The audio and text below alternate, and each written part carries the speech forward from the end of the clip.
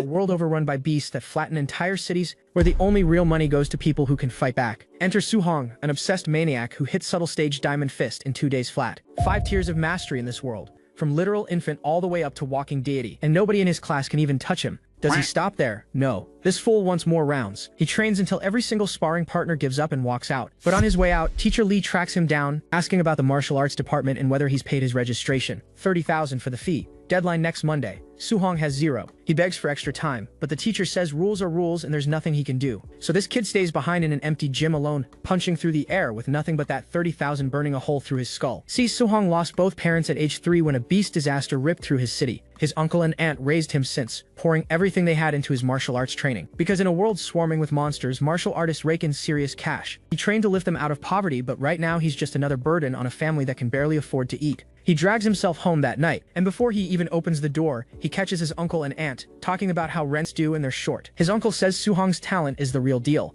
They can't hold the kid back no matter what it costs them. Then his uncle offers to drop his own medication to save money, and that genuinely wrecked me. Su-hong walks away before they see him, barely keeping himself from falling apart right there in that hallway. Puts on a fake smile the second he steps inside, like he didn't just hear them sacrifice everything for him. His aunt and uncle tell him to rest, save his energy. The usual unconditional love that makes this even harder to watch. Night passes, and lying in that bed, he swears he's done letting them bleed for his sake. For a martial artist to earn tens of thousands fast, there's only one place, and it's nowhere legal. Next morning, he shows up, an underground martial arena where life or death doesn't matter, and only the winner walks out with cash. And the ring announcer was manufactured to make men forget their own names because I am personally compromised right now. But focus. 4 consecutive wins equals 60,000. Lose once and you walk away with nothing. The crowd's already calling him a rookie with a death wish, and honestly, would you bet on some unknown kid in a deathmatch arena? The announcer's up there with her midriff out telling him to show some energy, and this clueless fool genuinely asks her how. She's already exhausted by him, and they haven't even started the first fight yet. But then Minotaur flips a switch and screams that below martial artist level, he is untouchable. Half the crowd calls him insane.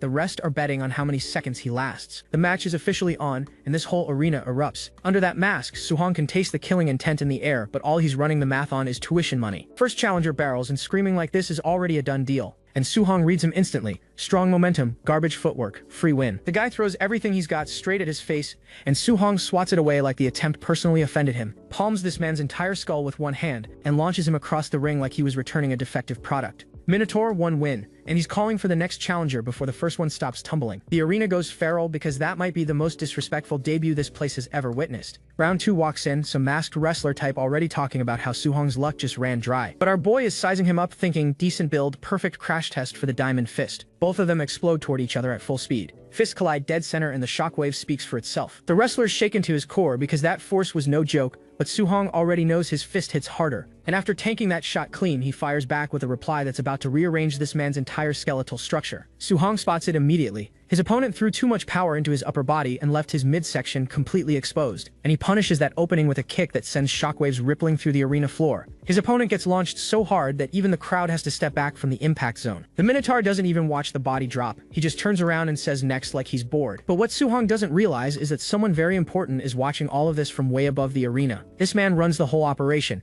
and the setup in his VIP room is giving mob boss energy down to the bunny girl waitresses. He notes that Su-hong's power is way beyond a normal apprentice. 3 consecutive wins now, and this boss isn't impressed. He's already decided that a fighter like Su-hong is perfect for match fixing. His student volunteers to go recruit Su-hong personally, and the boss gives him one instruction. Do not reveal that you have already advanced to a full martial artist. Meanwhile, Su-hong is running his own math. His subtle stage Diamond Fist makes regular martial apprentices feel like practice dummies. One more win, just one more, and that 60,000 prize money is going straight to his family. But then the crowd starts losing it because someone called White Fox just entered the arena to challenge the ring, and the crowd is already calling it unfair. A quasi-martial artist going up against a regular apprentice is basically bullying with extra steps. Su-hong knows this is going to be his hardest fight by far, but that money is the only thing standing between his family and ruin. And White Fox gives him this look that screams he already knows the ending. Something about this guy does not sit right. He walks into an underground death ring in a pristine white designer suit and a fox mask, telling Su-hong he knows how to pull his punches. This might be the most disrespectful entrance in the entire series. The announcer calls it final match of the ring defense.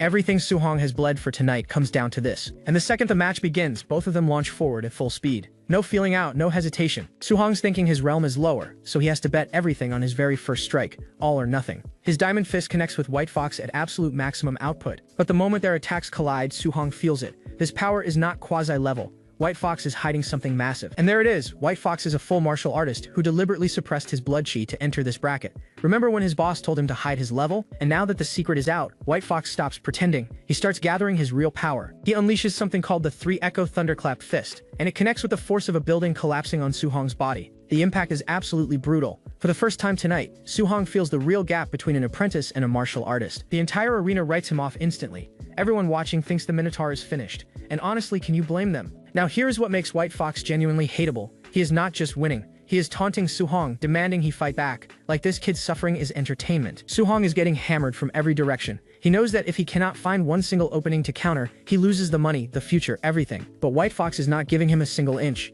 These attacks are not designed to win. They are designed to destroy. Su-hong manages to catch one of White Fox's strikes, desperately trying to create some kind of opening. But White Fox has a counter for everything, and the follow-up lands clean. Su-hong gets launched across the entire ring like he weighs nothing at all. He hits the floor and everything starts going dark. His body is telling him to stay down and give up. White Fox walks over and tells him casually that he is not getting a single cent of the prize money. And now the real agenda finally comes out. He offers Su-hong a deal. Fix matches for their organization going forward, and they will still pay the 60,000. Su-hong, barely conscious and bleeding, refuses instantly. Would you have done the same with your family's future on the line? White Fox warns him to think carefully, because he absolutely cannot afford the consequences of saying no to them. But Su-hong fires back and asks them how they can even call themselves martial artists while pulling something this shameless. White Fox drops the polite act entirely.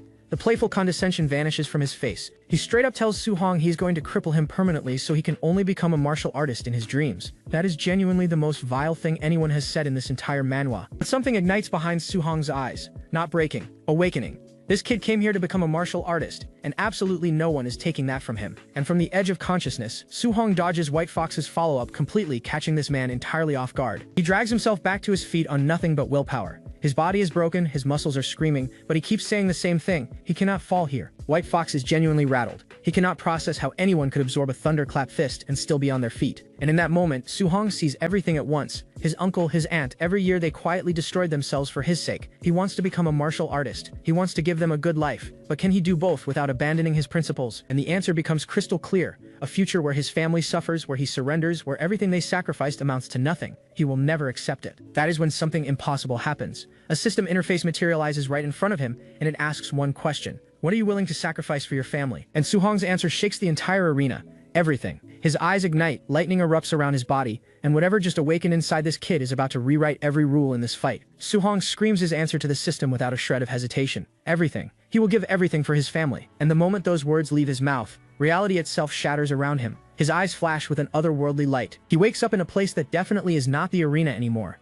and that shadow behind him absolutely not comforting. Because standing in front of him is a being made of pure golden light. And this thing makes every martial artist he has ever met look like a toddler. The entity tells him it will give him this chance. Pay close attention to those words because they are going to mean a lot more very soon. Golden energy wraps around Su-hong's entire body like a cocoon, and whatever transformation is happening, he has zero control over it. And then a golden panel just materializes in front of him.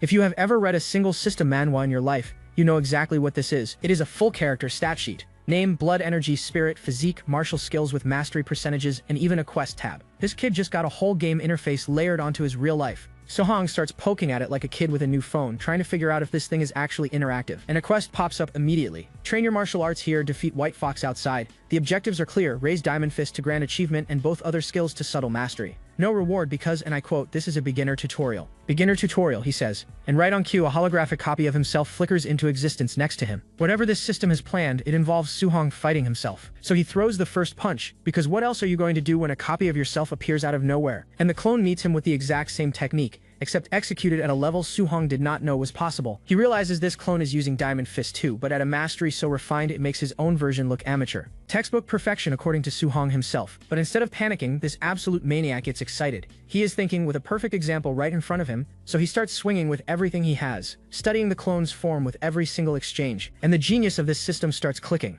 The clone is not just fighting him, it is actively demonstrating the perfected version of every technique so he can learn in real time. Of course, the learning process involves getting absolutely rocked every few seconds, which is not ideal for his already broken body. He gets knocked back hard, but here's the thing about Su-hong. This kid does not learn from comfort, he learns from getting hit, and when he checks the progress, Diamond Fist has already jumped from 7% to 10%, just from a few exchanges. Now he is grinning, because he just confirmed this system genuinely accelerates his skill growth in real time. The grind just became a speedrun, so he throws himself back into the fight without a second of rest. chasing that mastery percentage like his life depends on it. Diamond Fist climbs from 15 to 23% in what feels like seconds. Every hit he takes, every technique the clone shows him, his body absorbs and adapts. Void Step rockets from 59 to 70% as the footwork clicks into place. Is this the most broken tutorial in Manhwa history? Because it genuinely might be. And now the progress bars are stacking faster than the system can display them. 90, 95, 97, 98. This is a full power-up montage happening in real time. Floating Light Palm maxes out and breaks through to Subtle Mastery.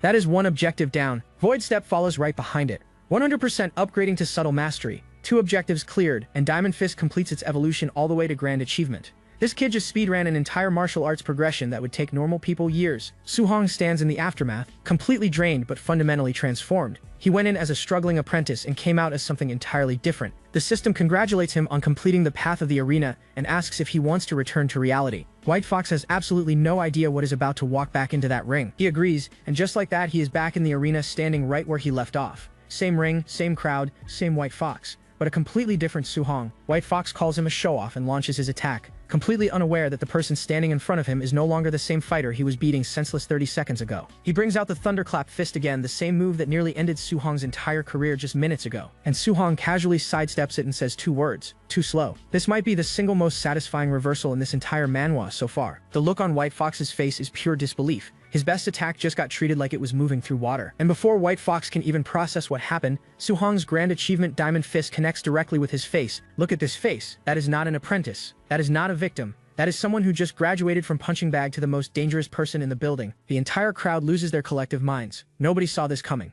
Not a single soul in that arena expected the Minotaur to flip this fight on its head. And there he stands over a completely floored White Fox. The man who promised to cripple him is lying face down on the canvas. Karma does not get more immediate than this. And without missing a beat, Su-hong turns to the ring announcer and asks about his prize money. This man just pulled off the wildest comeback and his first thought is the paycheck. Priorities unshaken. Meanwhile upstairs, the arena boss is having a full mental breakdown. Diamond Fist at Grand Achievement from a martial apprentice? He says most actual warriors cannot even pull that off. This kid just shattered his entire worldview, and here is where things get dangerous. The boss orders his men to tail Su-hong and uncover his real identity. A mob boss taking personal interest in you is never ever good news. File that one away. Su-hong leaves the arena and heads home through the city streets, seemingly unaware that he has picked up a tail. Actually, scratch that. He absolutely notices them. Those upgraded senses are already paying dividends. The 2 goons in matching suits are about as subtle as a fire alarm in a library, lurking in the shadows like they have never tailed someone in their lives. And within seconds, they have completely lost him.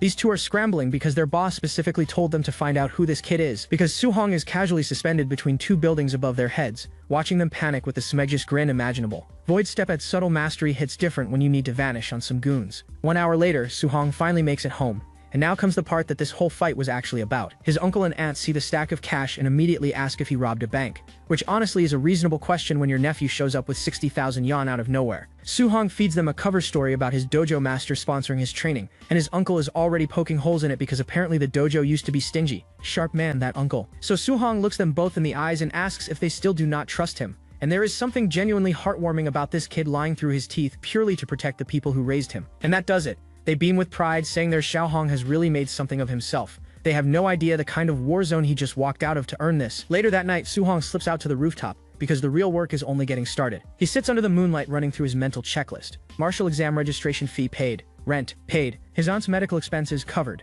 For the first time in forever, this family can actually breathe. He pulls up the status screen and takes stock of what the system actually gave him. Talent reads peerless through the ages. He has 67 martial Dao points to spend, but his base stats have not budged yet. The system explains that martial Dao points come from defeating higher level opponents and can boost blood energy or martial skills. Basically, beating up people stronger than you is literally how this character grows. The most gamer reward system imaginable. Su-hong immediately starts tapping the interface like he is min-maxing a build at 2 in the morning. No deliberation, no hesitation, just pure efficiency. His blood energy jumps from 85 all the way up to 90. And if you understand anything about this power system, that number is extremely significant, because Su-hong just realized exactly what that number means, and you can see it written all over his face. Power erupts from his body in a way it never has before. This is not apprentice-level energy anymore. This is something fundamentally different. Blood energy 90. That is already quasi-warrior territory. This kid went from getting demolished by a martial artist to reaching the doorstep of becoming one himself, all in a single night. He decides to dump every last remaining point into blood energy, going all in on raw power. Not a single point wasted on anything else, and the results are immediate. His physical toughness has visibly improved, and even the injuries from that brutal fight are almost completely healed. He can feel endless power flowing through him and he wants to test it. So what does he do? He takes off across the rooftops like a man possessed, heading straight for the one place where he can measure exactly how strong he has become. His school has a combat power testing machine, and right now in the middle of the night, nobody will be around to ask questions. He arrives at Star City No. 1 High School's outdoor martial arena, and the place is completely deserted. Perfect conditions for some unauthorized power testing. There it is, a Tier 1 combat power tester, just sitting there waiting to tell him exactly where he stands now. He gathers his energy and decides to start at only 70% power. Just to be safe, he says. Keep that detail in mind for about 5 seconds. His eye flickers with that same power that awakened in the arena, and you can already tell this is about to go horribly wrong for that testing machine. He throws the punch, and even at 70% it connects with the kind of force that was absolutely not designed for a school-grade testing device. And the instant it connects, the expression on his face shifts from confidence to pure immediate regret, because he absolutely obliterated the machine. It is smoking, sparking, and clearly beyond any warranty. He just won 60,000 yuan and is already worrying about a repair bill. That is peak comedy. Someone nearby hears the explosion and starts screaming about the noise, so Su-hong does what any rational person would do after destroying school property at midnight. And the old man who comes out to investigate finds a completely demolished combat tester and immediately blames 2 students named Chen Shan and Li Tu. Remember those names, because they are about to catch heat they absolutely do not deserve. He swears to teach them a lesson when school starts, and meanwhile, Su-hong is vanishing into the night completely free. 2 innocent students are about to have the worst first day of the semester, and honestly that might be the funniest collateral damage this series has delivered yet. Next morning, Star City No. 1 High School gymnasium is packed wall to wall with students, and immediately the gossip mill is spinning because everyone wants to know why Chen Shan showed up looking like he lost a fight with a brick wall. Turns out the school pinned the destroyed combat tester on Chen Shan and the principal beat him for it. Remember, Su-hong did that. 2 completely innocent students are paying for his midnight power trip. But the real news today is on stage, where the principal introduces his old war buddy Chen Tian, a Tier 3 martial artist here to teach everyone a C-rank technique called Thunder Rush Fist. The students are losing their minds because C-rank martial arts cost hundreds of thousands to learn at outside dojos, and this school is handing it out for free. And Su-hong immediately recognizes this as the same Thunder Rush Fist that White Fox used against him in the arena. One punch that hits with the force of 3. Keep that detail in mind. His system is already pulling up the ranking tiers from F all the way to SSS, and Su-hong is thinking there is absolutely no way he lets this free C-rank skill slip through his fingers. Chen Tian tells the students he will demonstrate the full technique 10 times, and whatever they manage to pick up is on them, and the man wastes 0 time getting into position. Thunder Rush Fist at the basic level produces a single thunderclap with each punch, and even that looks absolutely devastating coming from a Tier 3 martial artist. At proficient level it produces 3 sounds, at micro level 5 sounds, and the entire gymnasium is shaking from the demonstration alone. At mastered level it hits 7 sounds, which is where Chen Tian himself currently sits. The power scaling on this technique is genuinely insane. Perfect Realm produces 9 sounds, but he tells the students not to aim that high. Just reaching basic level today would be a win. Sure thing, teach. So the entire student body starts following along on the second demonstration, throwing punches in unison like the world's most uncoordinated martial arts flash mob. And within minutes, most of them are completely gassed out on the floor, because it turns out C-rank martial arts are not exactly beginner-friendly content. One student is literally shaking and screaming that C-rank techniques are impossible to learn,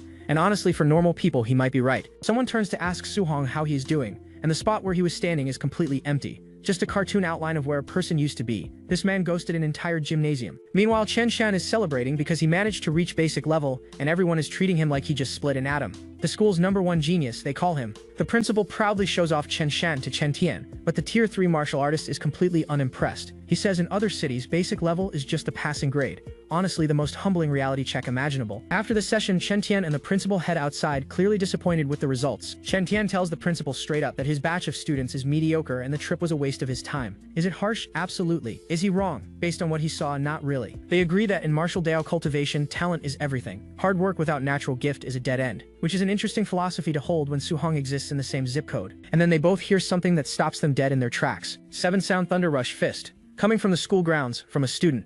Chen Tian says he has never heard of anything like this, and his face tells you he is not exaggerating. They spot him in a school uniform, unleashing a punch that matched Chen Tian's own mastered level. The principal is screaming because this kid reached mastered in half a day. And then the principal grabs Chen Tian and starts shaking him because he counted 9 sounds. Not 7, 9. That is the perfect realm. The realm Chen Tian himself has never reached. And something clicks in Chen Tian's mind. He says he understands everything now. That 9-sound demonstration just unlocks something he has been stuck on for who knows how long. Energy crackles around his fist in a way it never has before, and Chen Tian fires off his own Thunder Rush Fist right there on the street, pushing past his own limits in real time. 8 sounds. A Tier 3 martial artist just broke through his own ceiling because a high school student casually flexed 9 sounds within earshot. Su-hong accidentally gave this man the breakthrough of his lifetime. Chen Tian immediately drops everything and sprints back toward the school. yelling at the principal to help him find that student right now. And when they get there, Suhong is gone. Just a dotted outline on the field like a crime scene of shattered expectations. This man pulled the exact same vanishing act twice in one episode. Meanwhile, Suhong is strolling through the city completely unbothered, noting that cultivating a C-rank skill was way more draining than the D-rank Vajra fist. Just another Tuesday for this kid. He pulls up his status and Thunder Rush fist is already sitting at the perfect realm, but his martial value is 0, meaning he needs to fight stronger opponents if he wants to break through to actual martial artist territory. So where does a man go when he needs sparring partners? His workplace, the Raging Thunder Dojo. And something tells me this visit is about to get interesting. Inside, the dojo is alive with students sparring using spears, and the energy in here feels different from the last time he visited. One of the dojo members spots him and asks why he showed up today, and Suhong plays it cool saying he just came to practice. Technically not a lie. But the atmosphere gets real dark real fast because some purple-haired guy is over there stomping a student into the ground like it is a recreational activity. This is Lian, and he is furious because apparently someone dared to criticize his teacher's methods. His response to feedback is physical violence, which tells you everything you need to know about his character. Suhong asks what happened and his friend explains there is a new instructor here who is powerful but treats the common students like garbage. And Lian is this instructor's personal disciple, which basically makes him the dojo's resident bully with a VIP badge. Keep your eye on this dynamic because it is about to blow up. Lian is out here taunting people asking if they really dare challenge him with their pathetic skill level. The ego on this man could fill the entire dojo twice over. And Suhong just catches his fist mid-swing like he is grabbing a ball out of the air. He looks Lian dead in the eyes and tells him that is enough. And the temperature in that room just dropped about 20 degrees. Lian demands to know who he is and challenges him to a one-on-one fight.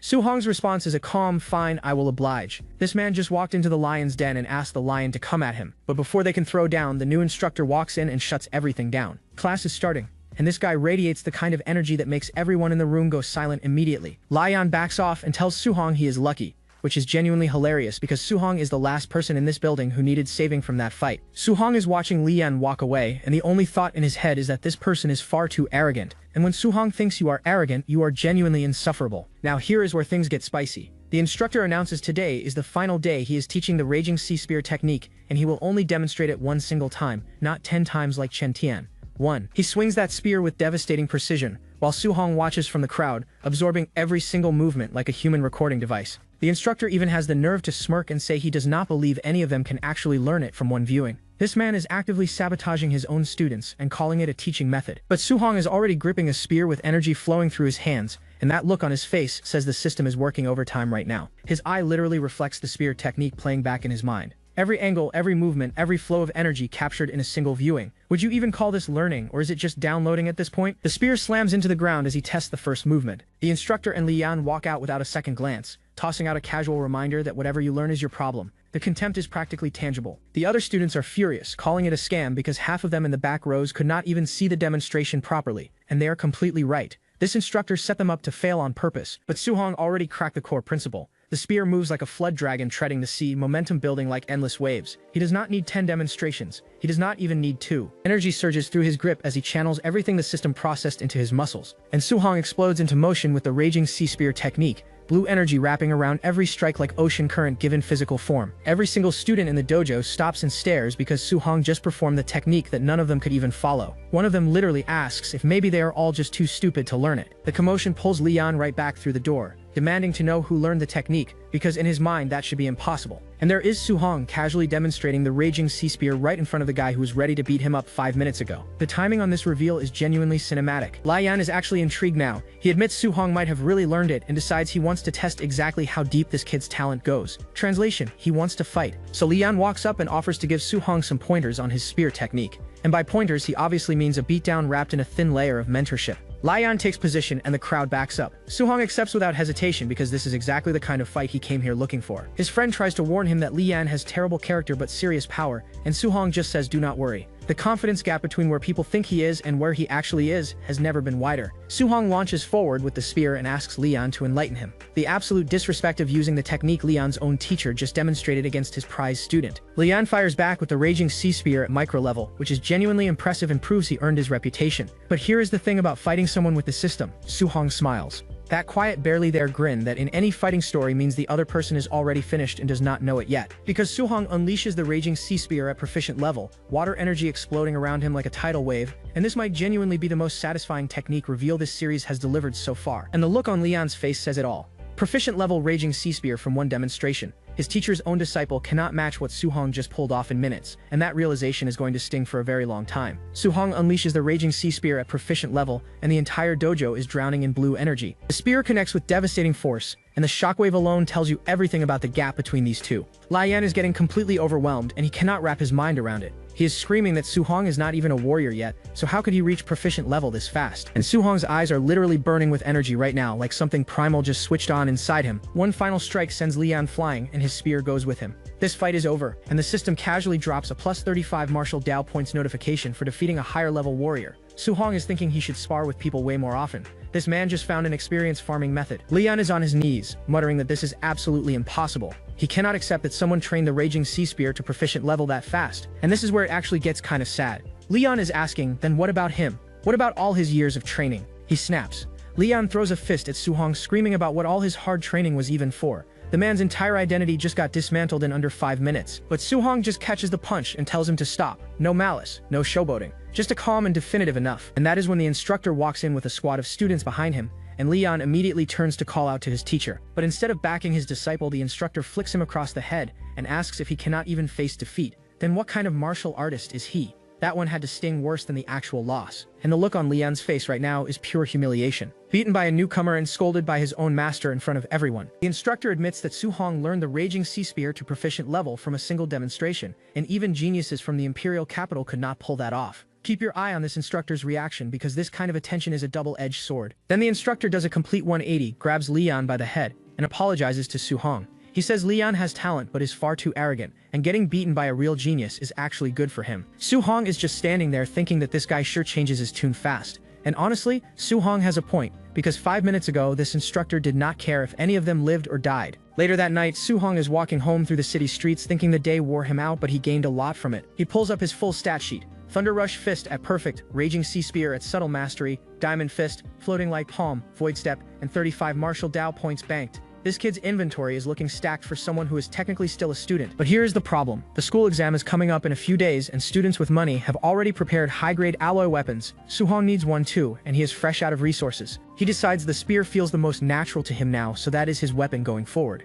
Which means he needs to buy an alloy spear specifically. But one look at the price tag and reality hits. 698,000. His savings cannot even cover his auntie's medical treatment, let alone a weapon that costs more than a car. So now our boy is standing outside a store with one question bouncing around his head.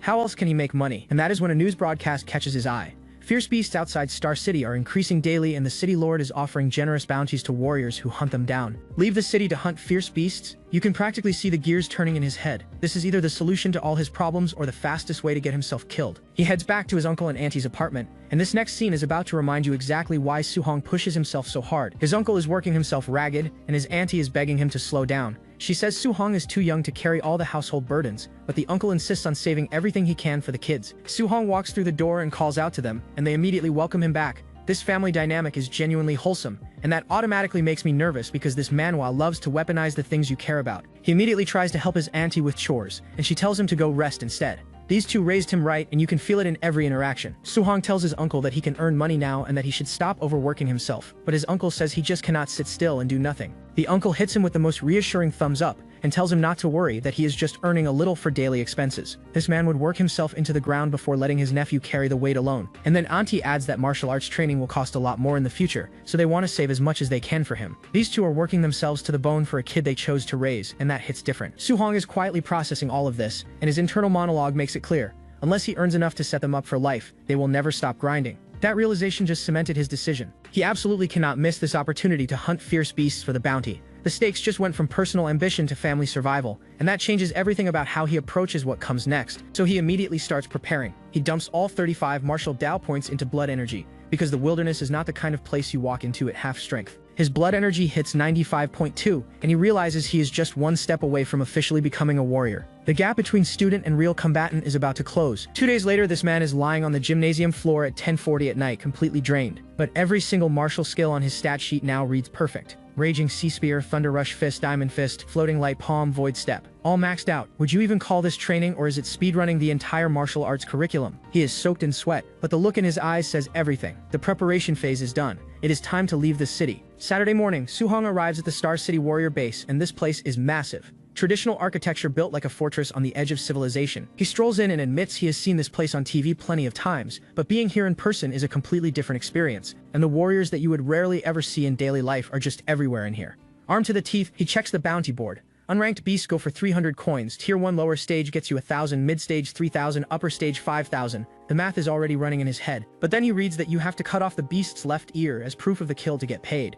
His reaction is priceless. He just goes, that is primitive, and honestly fair point. He watches another warrior turn in a bag of beast ears at the settlement counter and realizes this is a very real economy. People make their living bringing back monster parts. But then a commotion breaks out. Some guys start yelling for everyone to move aside, and Su-hong turns to see what all the noise is about. And in walks a blonde guy in a yellow jacket surrounded by heavily armed bodyguards acting like he owns the entire base. They are announcing him as young Master Ye. Remember this name because this kind of arrogant rich kid entrance never leads anywhere peaceful. Su-hong immediately notices something. That outfit and demeanor remind him of White Fox from the underground arena. Is this the same person or just a coincidence? Either way, Su-hong's threat radar just activated. The nearby warriors are gossiping hard. Turns out young Master Yi's uncle is the base director, which explains the VIP treatment. Someone mentions he got beaten up recently and everyone seems pretty happy about it. Su-hong watches the whole entourage stroll past him and he makes a mental note. This is someone to stay far away from, at least for now. And that smirk on young Master Yi's face tells you everything about how this man sees the world. Everyone here is beneath him and he wants them to know it. Su-hong's expression hardens. He is filing away every detail, every connection, every potential threat. This is not someone who walks into danger carelessly. He heads toward the exit and reminds himself that the danger out there is not just from fierce beasts. Humans can be just as deadly and he needs to be extremely careful about both. At the gate, one of the guards looks him up and down and asks if he is really going into the wilderness alone for the first time. Su-hong just says yes, like it is the most normal thing in the world. The guard watches him disappear down the tunnel and thinks to himself, another ignorant and fearless kid. And honestly, from his perspective, he is probably right about 99% of the rookies who come through here. But Su-hong is not 99% of anything. He steps out into the wilderness and the world instantly transforms from concrete city into dense, sunlit forest. He tightens his grip and tells himself he must return with a full haul. No wasted trips. His uncle and auntie are counting on him even if they do not know it yet. 2 hours pass and the forest is eerily quiet. Almost too quiet. Su-hong has not encountered a single fierce beast, and he is starting to wonder if the outskirts have already been completely hunted clean by other warriors. So naturally, his solution is to go deeper. Because when the safe zone has nothing to offer, the only option is to push further into danger. Classic protagonist logic that is either brilliant or suicidal. And then he senses it. Something is moving in the shadows ahead, and every instinct in his body just fired off at once. Standing right in front of him is a massive white wolf with glowing red eyes, and this thing looks like it was designed in a lab specifically to end people's careers. Su-hong immediately identifies it as a Shadow Moon Wolf. Tier 1 lower stage fierce beast, straight out of the textbook. His first real monster encounter, and it is worth 1,000 coins if he survives it. The wolf lets out a roar that shakes the trees around them, fangs glistening, eyes locked directly onto its prey, and it lunges straight at him. No hesitation, no testing the waters. First real fight outside the city, and Su-hong is about to find out if all that perfect level training was worth anything against something that actually wants to kill him. The Shadow Moon Wolf comes at Su-hong with everything it has, claws tearing through the air like razors. But Su-hong sidesteps the lunge with Void Step and channels energy straight into his fist. Thunder Rush fist at perfect mastery, and the energy crackling off his knuckles is absolutely vicious. And the punch lands dead center, blowing the wolf back with enough force to shatter the ground beneath them. That wolf goes flying into a tree like it weighs nothing, and the whimper it lets out tells you this fight is already over. First kill secured.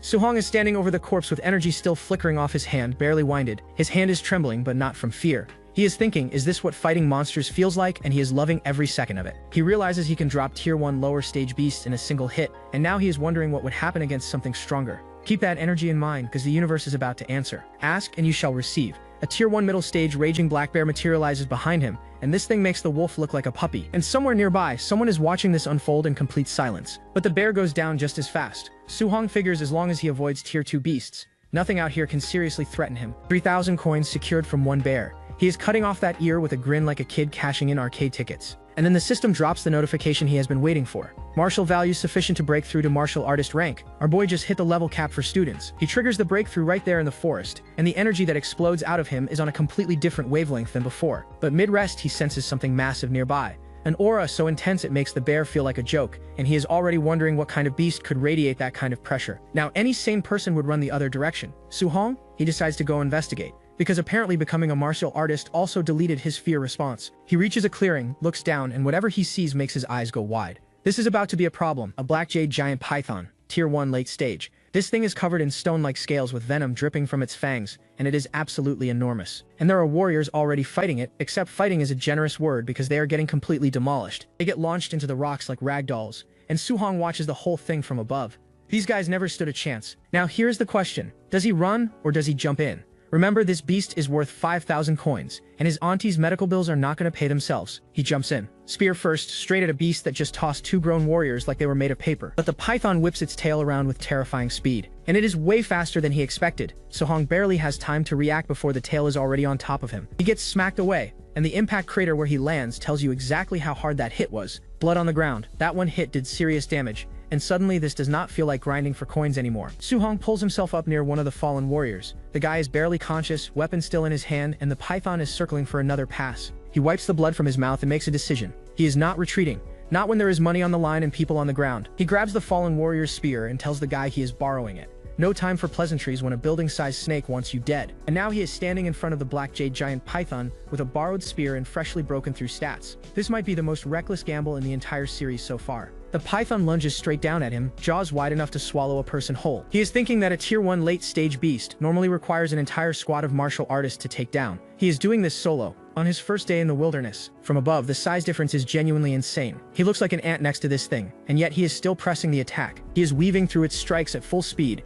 every dodge a hair's width from getting crushed. And then all that perfect level training starts paying dividends. Void Step lets him phase through the python's guard like it is standing still. Raging Sea Spear technique at perfect mastery. The blue energy floods the battlefield and the spear cuts through the air like a tidal wave, and the spear actually cracks through the python's scales. Those stone-hard plates that deflect normal weapons are shattering under his strikes. The python screams in fury, and you can tell this is probably the first time something has actually hurt it. Suhong is not letting up. He is running along the python's body, slashing wherever the scales have already weakened. He tightens his grip and channels everything he has into the next strike. Blue energy surges around him like a storm, the spear practically vibrating with condensed power. One more time. The look in his eyes says he is done playing the attrition game. He drives the spear upward with the full force of the Raging Sea technique, and the energy explosion absolutely engulfs the python. Its scales are splitting apart, and the creature is howling like nothing in this forest has ever heard before. He is everywhere at once, striking from every angle, leaving after images that make it look like an entire squad is fighting this thing, except it is just one 17-year-old with a borrowed weapon. But the size gap is real. He cannot land a killing blow in one shot, so his plan is to bleed it dry through 1,000 cuts and wait for the perfect opening. The tail sweep nearly clips him again, and he has to burn stamina just to survive the counterattack. Thunder Rush Fist at perfect mastery crashes into the python with so much force that the shockwave clears the dust around them. Hit and run. Strike hard, create distance immediately, never let the python coil around him. This is textbook guerrilla warfare against something 10 times your size. Find the opening, strike again, disengage. The python is covered in wounds now, and Suhong can smell the finish line. But it is costing him everything. He is gasping for air, completely drained, running on willpower, and the mental image of his auntie's hospital bed. The good news? The python is on its last legs too. It is trembling, struggling to hold its own body up. Just a few more passes and this thing is done. So Suhong charges in for what should be the finishing blow, spear raised, momentum building, 5,000 coins right there for the taking. But wait, someone else is watching this fight, and whoever it is just made a move. Suhong senses it instantly and demands to know who is there. His instincts are screaming that this is not another beast. And out of nowhere, a masked brute with glowing red eyes drops in from above, laughing like a maniac. Remember what Suhong said about humans being just as dangerous as beasts? Suhong fires back immediately, channeling a burning fist technique straight at this guy's face. But the attacker blasts through his guard with a devastating kick that sends Suhong skidding across the dirt. This guy is on a completely different level. Suhong is on the ground coughing after pouring everything into the python fight, and now fresh enemies are closing in. This is the worst possible timing. He looks up and demands to know who they are. A whole squad of armed warriors steps out of the tree line with a very familiar blonde figure leading them. And there he is,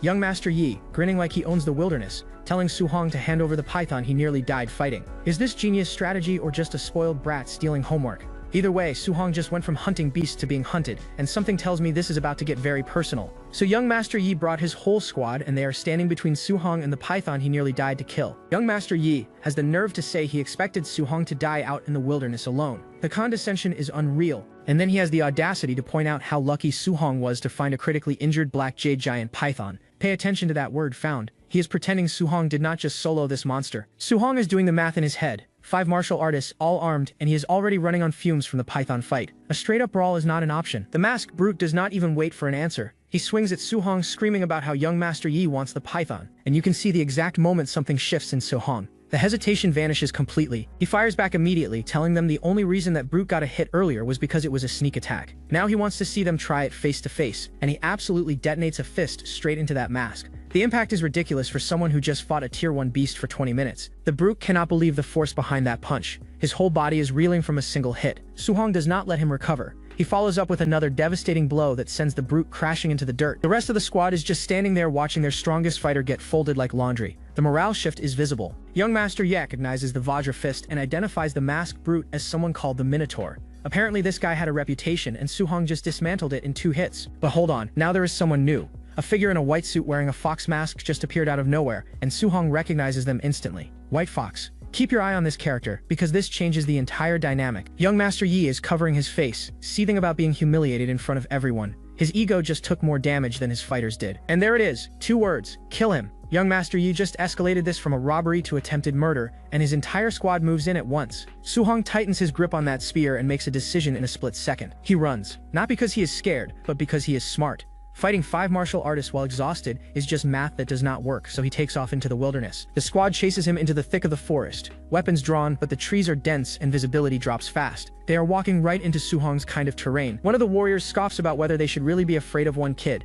Buddy, you just watched your teammate get dropped in 2 hits, and that overconfidence costs him immediately. Su-hong materializes behind the masked swordsman like a shadow with a vendetta. For one frozen moment their eyes lock, and you can see the exact second this warrior realizes he is not the hunter anymore. The ground erupts next to young Master Yi, as Su-hong starts turning their own ambush into a guerrilla nightmare. Is this the greatest tactical reversal we have seen so far? I think it might be. First casualty. One of Yi's warriors is face down in the dirt, bleeding out from a hit he never saw coming. Young Master Yi is losing his composure, demanding to know how Su-hong is moving that fast. The gap between what he expected and what he is getting is shattering his whole worldview. One of his men identifies it as the 9 Echo Thunderclap Fist at perfect mastery, and adds that even rank 3 martial artists cannot achieve that level. Let that sink in for a second. He screams at his own man to shut up, but inside he is spiraling. Perfect Vajra Fist, perfect Thunderclap Fist. He cannot even process how a nobody from the slums has mastered techniques that elite fighters struggle with. Meanwhile, Su-hong is perched above them with his spear, watching calmly. He is thinking if he was not drained from the python fight, he could have just steamrolled all of them head-on.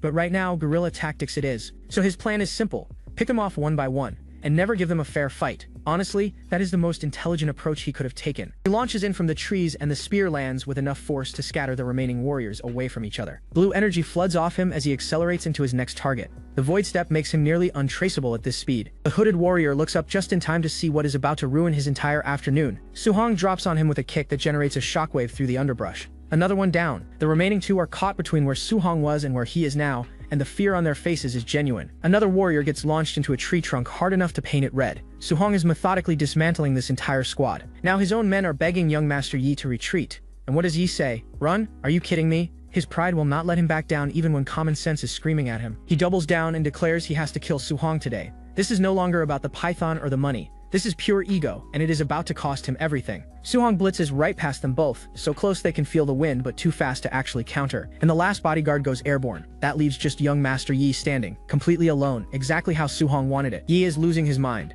It has only been a few days since they last crossed paths and Su-hong has gotten exponentially stronger. His growth rate is breaking every rule Yi thought he understood. Su-hong rockets past him again and Yi cannot even track his movement properly. The speed difference is humiliating. He starts swinging at empty air in pure frustration, cutting down everything around him while Su-hong is already 3 steps ahead. This man is fighting the forest at this point. And then Su-hong appears right behind him. Finally, it is your turn, young master. The hunt is over. Yi fires off a blast of blue energy screaming that Su-hong has not won yet. The desperation in his voice tells a very different story though. Su-hong comes down with the void-shattering finger technique channeled through his spear, and the collision of energies is massive. The 2 techniques crash into each other, and the resulting blast tears through the surrounding trees like they are made of paper. The forest itself is getting demolished by the shockwave. Entire trees are splitting apart from the force. You start spamming void-shattering finger over and over, launching beam after beam into the forest. It looks impressive, but it reeks of panic. Su-hong is calmly reading the technique and realizes it is a Class B martial skill. Not bad for a spoiled rich kid, but not enough to close the gap between them. And now Yi makes the single worst decision of his life. He threatens to memorize Su-hong's face and kill his entire family when he gets back. Would you still show mercy after hearing that?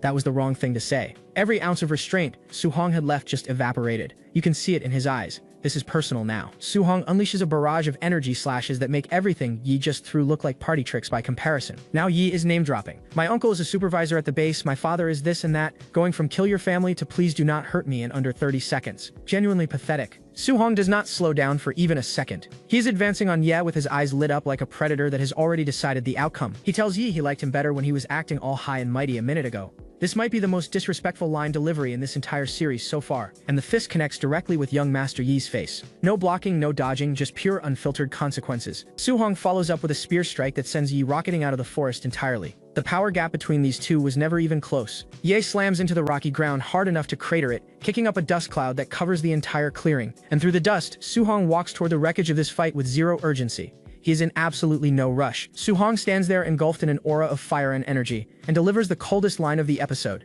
"You should not have used my family to threaten me. Remember that for the rest of your life." Ye is on his hands and knees, blood dripping from his face, stammering about how Su-hong is not even a real martial artist. He still cannot accept what just happened to him. But wait, it gets worse. Remember that black jade giant python everyone forgot about? It is rising right behind Ye, and it does not look friendly. The terror in Yi's eyes says everything. He just went from losing a fight to being on a monster's dinner menu. The python's jaws come crashing down with enough force to split the ground open. Whatever happens to Ye here, he absolutely brought it on himself. And Su-hong realizes the worst possible outcome just happened. He wasted all that time fighting Ye's squad, and now the python has recovered its stamina. He is right back where he started, except this time he is even more exhausted. Talk about the universe refusing to give this kid a break. Ye's leftover squad is still picking themselves up off the ground, wondering if their boss actually finished the job. But then one of them hears something coming through the trees, and the look on his face says it is not good news, because Su-hong comes blitzing right through the middle of them, and he is not stopping for pleasantries. And right behind him is the black jade giant python, which Su-hong has just lured directly into these three idiots like a guided missile. The python snatches one of them instantly,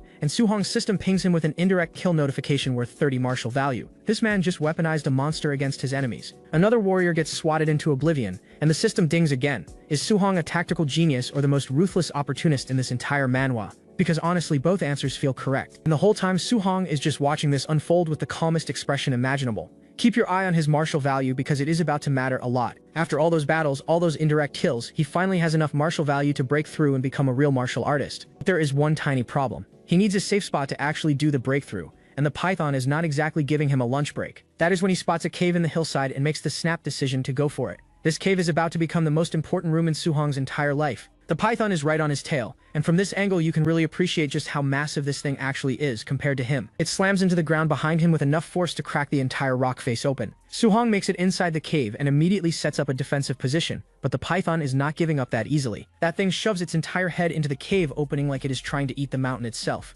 Zero concept of personal space. Now here is where it gets wild. Su-hong pulls up his stat sheet and look at this. Vitality 96. Every single martial skill at perfect mastery, 504 total martial value. This build is stacked. He starts pumping every last point into vitality as fast as his fingers can move, because the python is literally breathing down his neck. Vitality plus 0.1, over and over and over. His entire body starts burning like his blood has been replaced with molten lava, and then it hits. Vitality 100. Remember that martial value I told you to watch? This is exactly why. The python chooses this exact moment to go all in, flooding the cave with a blast of energy like it senses what is about to happen. But it is too late. Breakthrough to Tier 1 Martial Artist. Complete. Su-hong is officially no longer a regular human, and the glow-up is absolutely disgusting in the best possible way. He clenches his fist, fire wrapping around it like a gauntlet, and tells the python it is his turn now.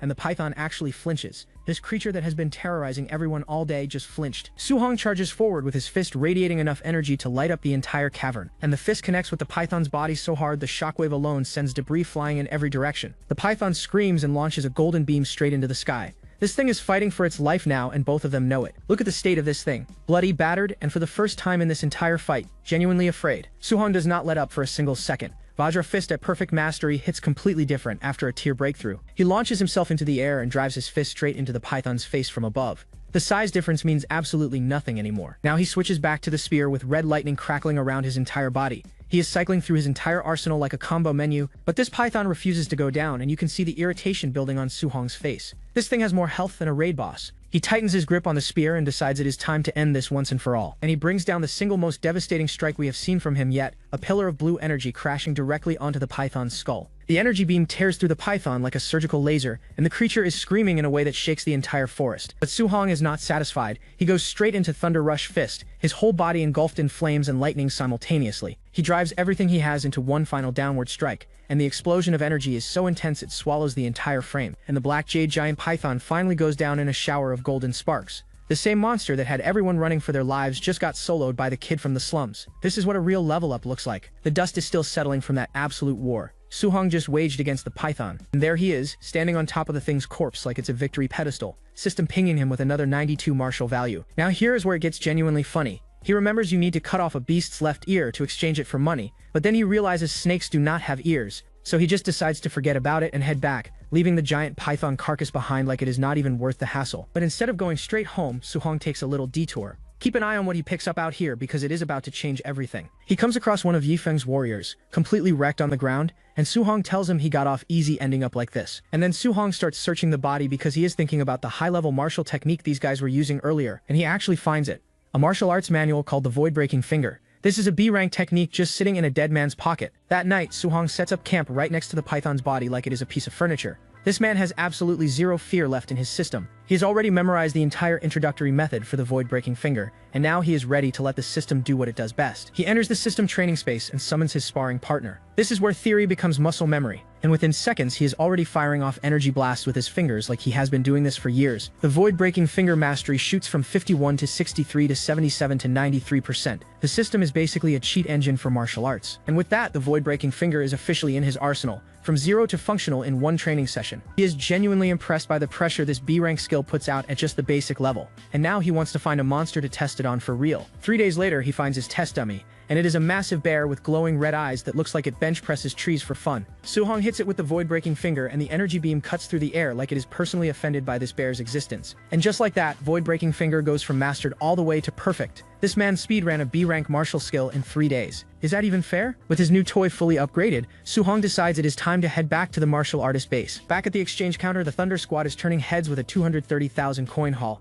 and everyone is losing their minds over it. The crowd is going wild because every single beast they brought in is tier 1, with some even being high stage. That is a seriously impressive haul for a squad. And then Suhong casually walks up and dumps his bag on the counter. 72 initial stage, 83 middle stage, 17 high stage. Total, 406,000 coins, solo. But the second the number comes out of her mouth, Suhong realizes he massively overplayed his hand. He is thinking he should have held back because that total is way too conspicuous. And he is absolutely right to be worried, because at that exact moment something is happening at the main headquarters that is about to make his life very complicated. Word spreads through the base like wildfire. Apparently someone attacked and the crowd cannot believe it because the base has high-level martial artists guarding it. And then this man walks in, Yeshi, Yefeng's uncle, and the person in charge of the entire base. He orders a full lockdown and says not even a fly is getting out. One of his subordinates asks what happened, and the answer is about to turn this whole base upside down. His nephew Yefeng and all 4 martial artists with him are dead. Every single one of them wiped out, and this man is absolutely seething. The gossip explodes instantly. Yifeng was killed, a full squad of 5 wiped out. Nobody can believe it, and honestly the panic is understandable. But here is the twist. Half the base is secretly celebrating because Yefeng had been robbing everyone for months. Look at Suhong just standing there in the background, stone cold. But Yuchi does not care about public opinion. He announces that a B-rank martial skill is missing from Yifeng's body, and Suhong, the man who literally has that exact B-rank skill memorized in his brain and perfected to 100% mastery, is standing right here in the crowd. He glances back at the suited officials making their way through the crowd, and starts wondering if they are specifically coming for him. And sure enough, the crowd parts around him like they already know what is about to happen. The suits are walking directly toward our boy. Yechi steps up with that villain aura cranked to maximum, tells Suhong he heard he solo killed 400,000 coins worth of beasts. The woman from the exchange counter immediately jumps to conclusions, saying there's no way a rank 1 early stage kid could have killed that many beasts. And Yechi's enforcers start walking towards Suhong with their auras flaring, telling him not to resist unless he wants things to get ugly. But before anyone can even blink, the tip of a spear is already an inch from this man's face. Suhong drew that weapon so fast the enforcers couldn't even track it.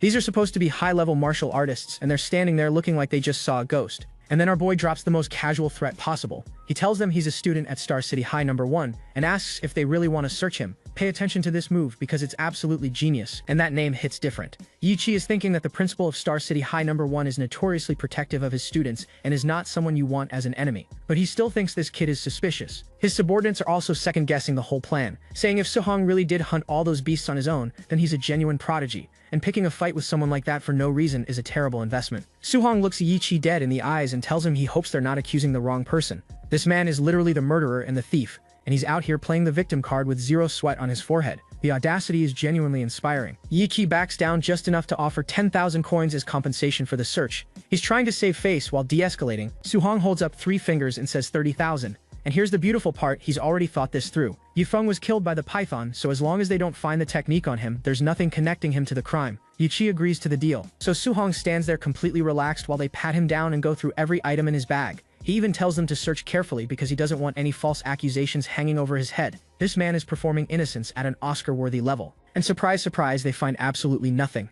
Yi waves his hand and tells him to give Su-hong the 30,000 and let him go. Just like that, our protagonist turned a potentially fatal situation into a payday. And as he walks away, Su-hong is thinking how lucky it was that he burned the physical manual right after memorizing it. If he hadn't, this whole confrontation would have ended very differently. Is this man a martial artist or a criminal mastermind? Because honestly, the line is getting blurry. With the search behind him, Su-hong is already planning his next move. He wants to shower, change, and head to the Martial Artist Association to register for an official assessment. He needs to get his hands on a guidance technique as soon as possible. He checks into the underground hotel at the base and settles in. But before heading out, he decides to take a look at his current stats, and what he finds is about to change the trajectory of this entire story. 534 martial points just sitting there unspent. He's been so focused on perfecting the void-shattering finger and hunting beast that he never even used them. Look at this stat sheet though, every single martial art at perfection level. This system is absolutely busted. He starts doing the math. A rank 1 early stage needs 100 vitality and mid stage needs 200. If he dumps all his martial points into vitality alone, he'd gain over 50 points, putting him only about 40 away from mid stage. But he has other options to explore first. He notices that Spirit and Mortal Frame have never been upgraded, and he's genuinely curious what they do.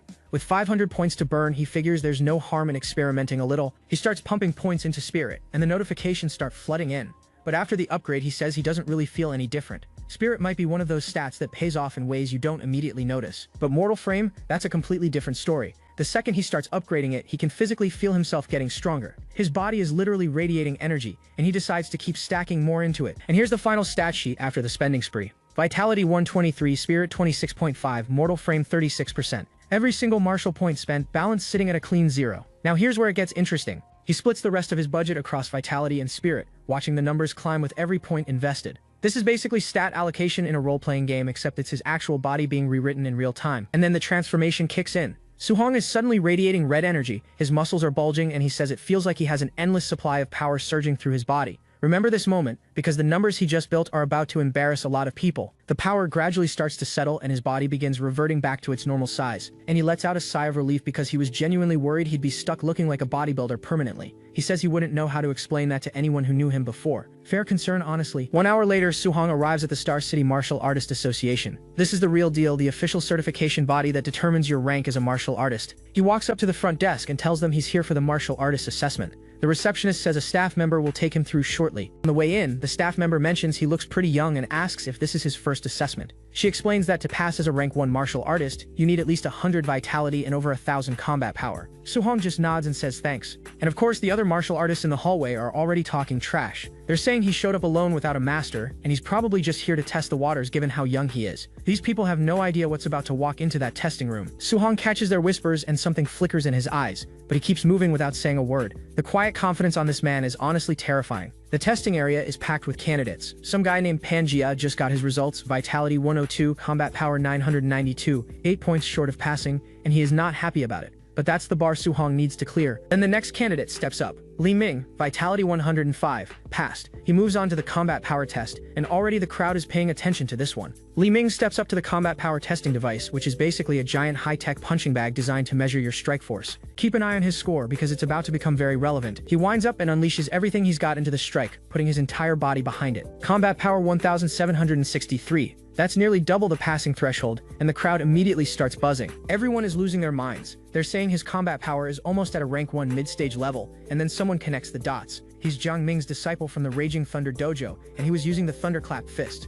No wonder. The gossip keeps spreading, and meanwhile Su-hong is just standing there quietly taking it all in. He overhears them mention Jiang Ming's name and files that information away. This man is always collecting intel. And then Li Ming turns to Su-hong with this smug little grin and tells him he's up next. Something about the way he says it screams condescension. Would you look at this guy, he just passed one test, and he's already acting like he owns the building. Li Ming is literally thinking to himself that he's taking the assessment at this age because he's a genius, and that Su-hong can't possibly compare to him. The death flags on this man's ego are stacking up faster than I can count. Su-hong steps into the vitality scanner, and within seconds the entire room goes silent. People are asking if the machine is broken. They cannot comprehend the number they're seeing. Su-hong, vitality 123, passed. And Li Ming, the guy who just scored 105 and was feeling incredible about it, is standing there screaming that it's impossible. That 18-point gap just obliterated his entire genius narrative. And here's where the cope begins. Li Ming is literally talking himself through it, repeating over and over that high vitality means nothing and that combat power is everything. This man is writing his own therapy session in real time. Su Hong steps up to the combat power testing machine and the examiner announces the start of his test. The entire room is holding its breath. And here's the most hilarious part. Su Hong is standing there overthinking it, wondering if 40% of his power would be enough, but then worrying about what happens if he holds back too much and actually fails the requirement. He settles on 50% just to be safe, winds up his fist, and gets ready to swing. This man's version of playing it safe is about to be the most absurd thing this assessment has ever seen. And he connects. A wave of raw energy tears through the air on impact, and the shockwave is visible across the entire room. The testing machine doesn't just register the hit, it goes airborne. This multi-ton piece of reinforced equipment just got launched across the room like it was made of cardboard. The impact is so violent that the entire testing area is shaking from the force. And remember, this is only half of what he can actually do. The crowd is in complete meltdown. One person is screaming about how he sent the tester flying with a single punch, but another person notices something even crazier. He didn't use any martial arts technique. The number on the cracked, half-destroyed display reads 3004. The standard for a rank 1 high-stage martial artist is only 3000. Su Hong, a rank 1 early stage, just matched the pinnacle of his entire rank tier with nothing but his fists at 50% power. Is this even fair to everyone else? And now Su Hong's little performance has attracted attention from upstairs. Someone watching from the observation balcony is pointing down at the destruction and calling Su Hong an absolute monster to whoever's standing beside him. And the man beside him takes one look and says he recognizes that kid. The fact that someone important already has eyes on Su Hong means this assessment just became way more than a simple certification test. Meanwhile, in the president's office of the Martial Artists Association, a woman is sitting at her desk looking at her phone. She has absolutely no idea what's happening downstairs. And hold on, because the president of the Star City Martial Artists Association just showed her face, and she is absolutely gorgeous. Her name is Wu Lingxian, and right now she's complaining that the Yang City branch keeps producing geniuses while Star City has nothing to show. She's saying if her branch doesn't find some talent soon, she's gonna lose her position. And right on cue, someone comes bursting through her door, screaming that a monster just appeared in the martial artist assessment. Wu Lingxian nearly drops her phone because this is literally the exact thing she was just praying for. A rank 1 early stage kid who sent the testing machine flying with nothing but raw physical strength and hit 3000 combat power. Wu Lingxian's eyes light up, and you can practically see the gears turning in her head. Su Hong just walked into the one place where being overpowered doesn't get you hunted, it gets you recruited. The question is, by whom? Back in the Martial Artists Association Central Hall, the place is absolutely buzzing after Su Hong's performance downstairs. A staff member tells Su Hong they'll take him to the second floor to register his martial artist identity first, then collect his allowance. Su Hong just nods and says thanks. But before they even reach the stairs, someone from above cuts in and says they'll handle this kid personally, and the staff member freezes mid-step. And there she is, Wu Lingxian, the president herself, making her entrance in person and looking absolutely unreal while doing it. Blonde hair, thigh-high boots, the whole package. This woman walks straight out of a recruitment poster designed to make you swear allegiance on sight. She introduces herself directly, telling Su Hong she's the president of the Star City branch, and to follow her. No small talk, no pleasantries, just a command delivered with those purple eyes staring straight through him. Su Hong agrees and goes along, but internally he's processing. He's thinking that she's the president and a rumored tier 5 martial artist, but she's not quite what he imagined. He was probably expecting some battle-scarred old veteran, not this. She takes him straight to her personal office on the second floor, and this place is immaculate. Massive desk, leather couches, the association crest on the wall. They sit across from each other like they're about to negotiate a business deal. Wu Lingxian casually mentions she knows he's from Star City number 1 High, and that the principal Li Chengshen was complaining to her that the school only produced 2 ordinary tier 1 martial artists this year. Turns out the old man was hiding a gem like Su Hong the whole time. Su Hong is a little thrown off and asks why she brought him to her office. He says he just came to register as a martial artist and pick up his allowance and guidance technique. She waves that off and tells him not to worry. The ID and monthly allowance are already being handled by her staff downstairs. And then she drops the real reason. She says she'll be teaching him the guidance technique personally. Keep your eye on this offer because it's about to matter way more than it seems. She asks how much he already knows about guidance techniques. Su Hong recites what he knows from textbooks. Spiritual qi has attributes and guidance techniques are methods to absorb that qi and strengthen the body. Different attributes require different guidance techniques. Standard classroom stuff. Wu Lingxian says the textbook isn't wrong, but guidance techniques are way more than just cultivation methods. She summons a flame right there in her palm as a demonstration. Her own heavenly flame guidance technique absorbs fire attribute spiritual qi. And here's the part they don't teach in school. The guidance technique doesn't just strengthen your body, it gives your attacks elemental lethality. That fist right there is coated in pure fire damage. She goes even further and shows that if you can externally release the attribute energy, you get ranged attacks too. She just casually fired off a blast in her own office like it was nothing. Su Hong is genuinely stunned. He's saying guidance techniques can be used to attack, and that the textbooks never mentioned any of this, which honestly is wild. The education system in this world is holding kids back on purpose. Wu Lingxian breaks down the full element system. 7 attributes total: metal, wood, water, fire, earth, thunder, and wind. In terms of raw attack power, thunder sits at the top, metal is second, and fire is third. basically a tier list for spiritual chi. But here's the catch: which guidance technique you can actually cultivate depends on your compatibility with each attribute. She picks up a crystal ball from the table and Suhong immediately gets it. You can't just learn whatever you want. She demonstrates by holding the crystal ball herself, and it lights up with fire energy. She explains that ordinary martial artists get around 20 to 30% compatibility, while she herself is at 80%, which is considered extremely high. Then she hands the crystal ball to Suhong with full confidence, saying a genius like him will definitely exceed 90%. She really believes she's about to witness something impressive, and honestly she has no idea just how right she is. Suhong takes the ball and starts doing the math in his head. Wu Lingxian is a prodigy who became tier 5 at a young age, and even she's only at 80%.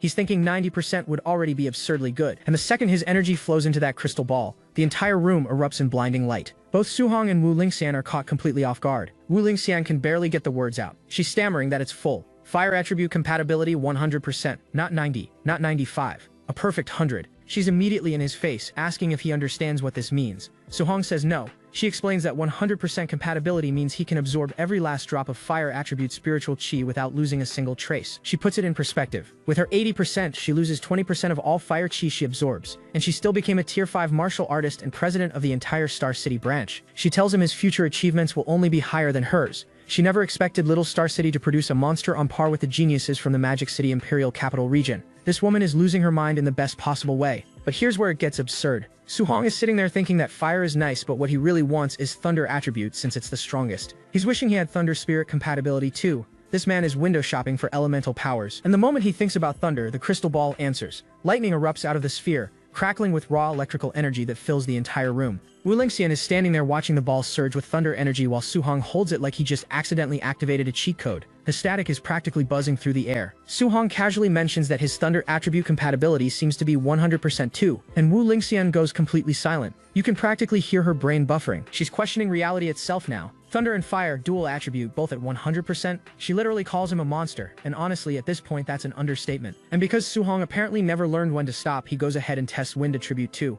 Also 100%. Wu Lingxian has physically collapsed onto the couch and is asking if this is even real. The woman is down catastrophically bad and not in the fun way. A few minutes later, the room is dead silent. Whatever Suhong just did to that crystal ball across all 7 attributes has left Wu Lingxian completely speechless. They're just sitting there staring at each other. She finally speaks, and it's pure denial. All 7 attributes, every single one, 100% compatibility across the board. She says she must be dreaming, and honestly, nobody would blame her for thinking that. And then we get a glimpse into Wu Lingxian's past. She used to consider herself a once-in-a-generation talent. Becoming a tier 5 martial artist at 30 was something so rare it was compared to phoenix feathers and unicorn horns. But then she faced something that shattered her entire self-image.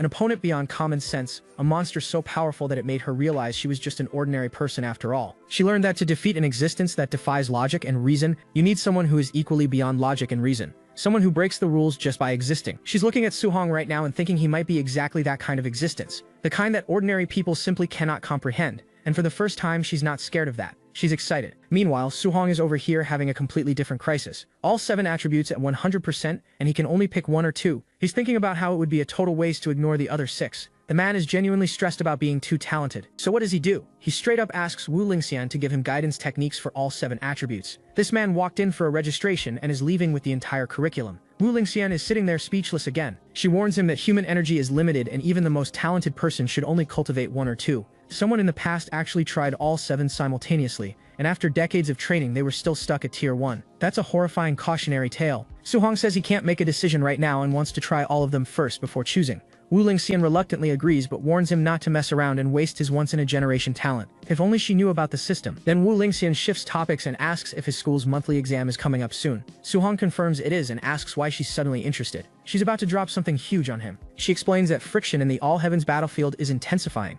and a war between the 10,000 races and humanity could erupt at any moment. Nations are pouring massive resources into a genius training camp, and she wants to recommend Suhong for a spot. The condition is simple. Take first place in his school's monthly exam and she can give him a recommendation. Suhong is processing this, thinking about the war of 10,000 races and what a genius training camp actually means. And that's when the mood completely shifts. Suhong remembers that the last war of 10,000 races, over a decade ago, took everything from him. He lost all his relatives except his uncle and aunt. He tells Wu Lingxian he will absolutely work hard for this. He makes a silent vow right there. He will never let that tragedy repeat itself. He must become strong enough to protect everyone around him. This isn't about grades or rankings anymore. This is deeply personal. Back at home, Suhong sits down with his uncle and aunt and shows them his brand new official martial artist identification card. He tells them he made it. He's an official martial artist now, and his uncle and aunt completely break down. His uncle is trembling while holding the card, saying their little Hong actually made something of himself. His aunt is crying tears of pure joy. This scene genuinely hits different after learning what this family lost. Suhong tells them a tier 1 martial artist gets 10,000 a month in allowance and that his uncle doesn't have to work himself to the bone anymore. His uncle is practically sobbing, saying their little Hong is now the pillar of the whole family. Suhong looks them in the eyes and promises that from now on he will be the one holding this family up. This might be the most genuinely wholesome moment in the entire manhwa so far, and if it doesn't make you feel something, check your pulse. That same night, Suhong wastes absolutely zero time.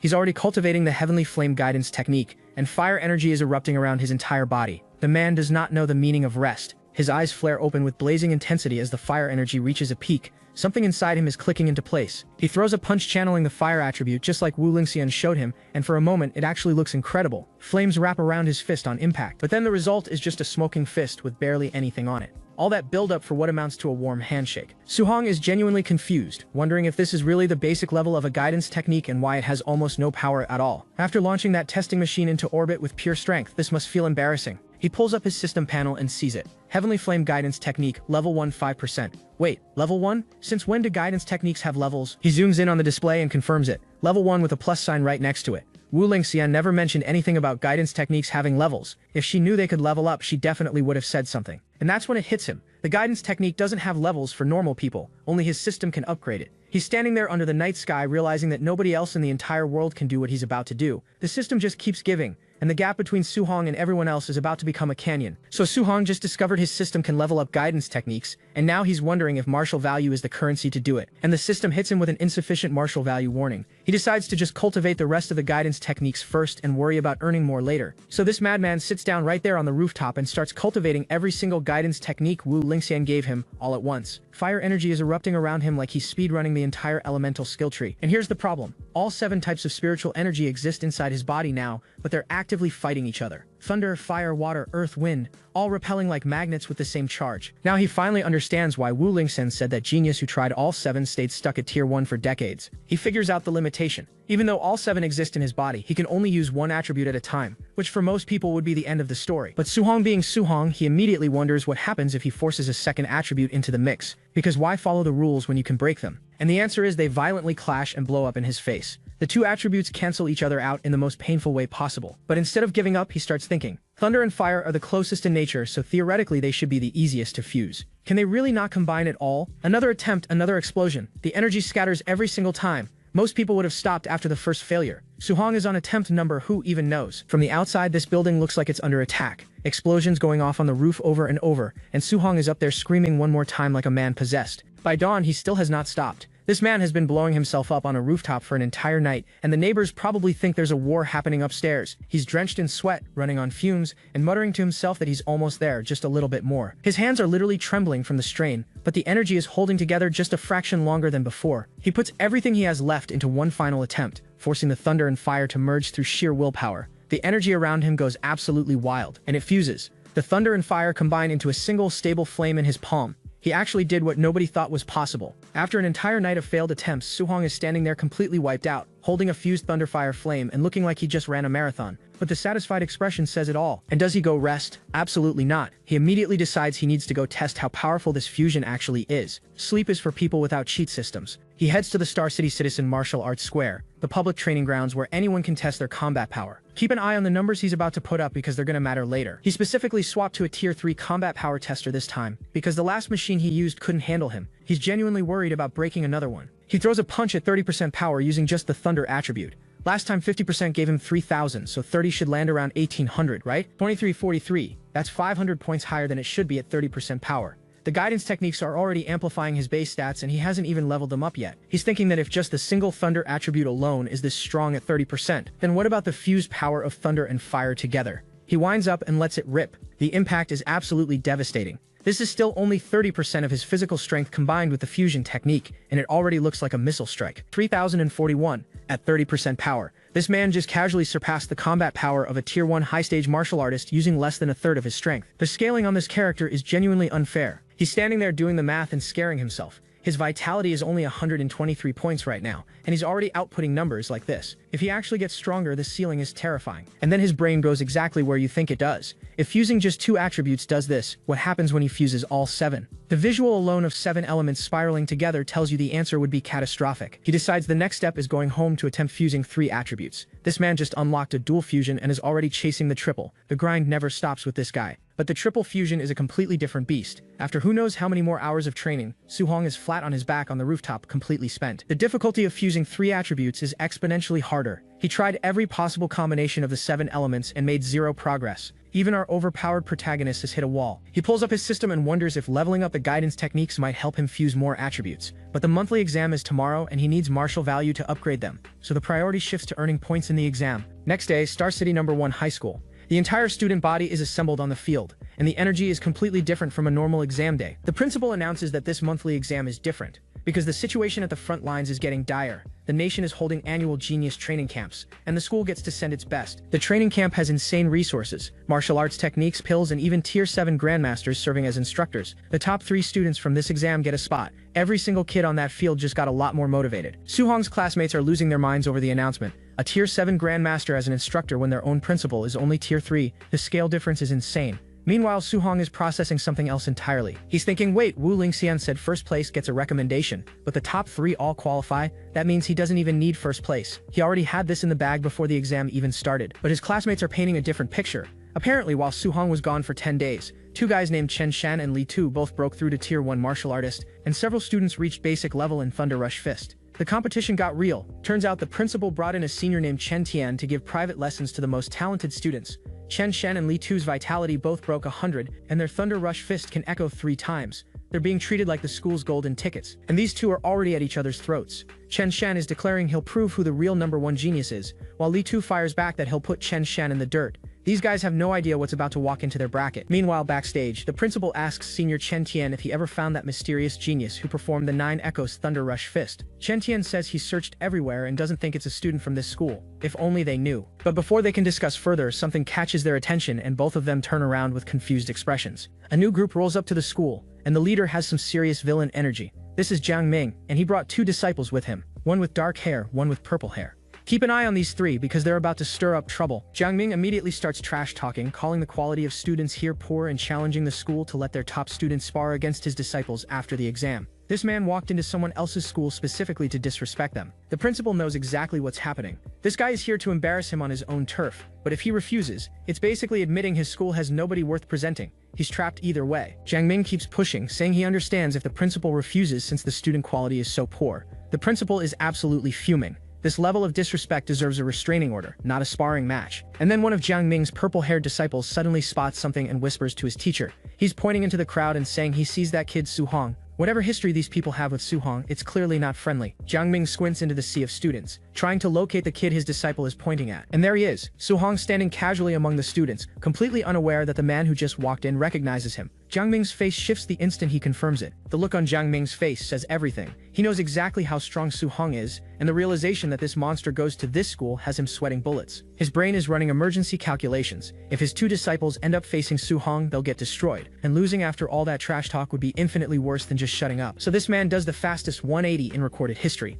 He tells the principal he was just joking, calls his own disciples trash, and says there's no need for any competition. The disciples themselves are agreeing immediately. This is the most humiliating retreat I have ever seen in this entire manhwa. The principal and Chen Tian are both furious. Jiang Ming comes in talking all that garbage, then flips to fake humility and walks away like nothing happened. They can see through the sarcasm, and they are not amused. The monthly exam officially kicks off. Number 665 Chen Peng versus number 666 Su-hong. The arena is a proper Colosseum-style fighting pit, and Su-hong's first opponent is already waiting. His classmates are immediately panicking. Su-hong's first opponent is a quasi-martial artist, which they consider terrible luck. They're telling him not to force it and just forfeit if it gets dangerous. These guys have no idea who they're worried about. Chen Peng starts trash-talking immediately, asking Su-hong if he wants to surrender voluntarily or get beaten down. The confidence is honestly impressive considering what's about to happen to him. He throws his best punch, clearly expecting to end this quickly. Su-hong doesn't even bother with his fists. One kick sends Chen Peng flying straight into the sky like he weighs nothing. Chen Peng is ragdolling through the air while Su-hong just stands there with his hands down, barely looking like he moved. That quasi-martial artist lasted approximately 1 second. The entire audience collectively loses their minds.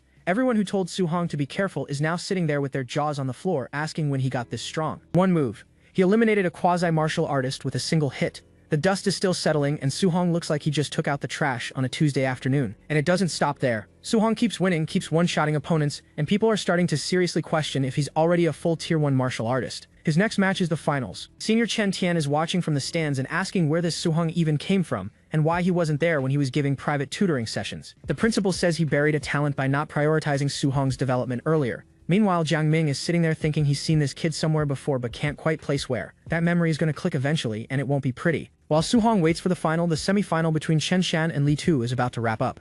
These are the two students everyone expected to compete for first place, and the fight is actually impressive. Their strength is nearly identical, and neither one can get a clean advantage. They're going blow for blow in what looks like a dead-even matchup. Li Tu taunts Chen Shen, saying they both have 3 echoes Thunder Rush Fist and that Chen Shen needs to pull out his ultimate move or he'll never win. Then Li Tu fires first. Li Tu goes absolutely savage, stomping Chen Shen down with raw aggression. This kid is not playing around, but Chen Shan has been hiding something. He fires back with a flame-coated fist, screaming that he's the true #1 of the school. He just pulled out fire attribute externalization. The crowd goes ballistic. Chen Shan can already externalize his fire attribute. At their level, that's supposed to be incredibly advanced. These students were being trained by a completely different standard than everyone else. But Li Tu just smirks. He says attribute externalization is nothing special, because he can do it too. He summons a metallic aura around his fist, and the temperature in the arena seems to drop. The spectators are screaming that Li Tu has metal attribute externalization, which has even stronger combat power than fire. Both of these guys have been sandbagging this entire time. Li Tu launches forward with everything he's got, saying he has another trick up his sleeve. This kid has been holding cards back for this exact moment. Chen Shan counters by unleashing 5 echoes Thunder Rush Fist.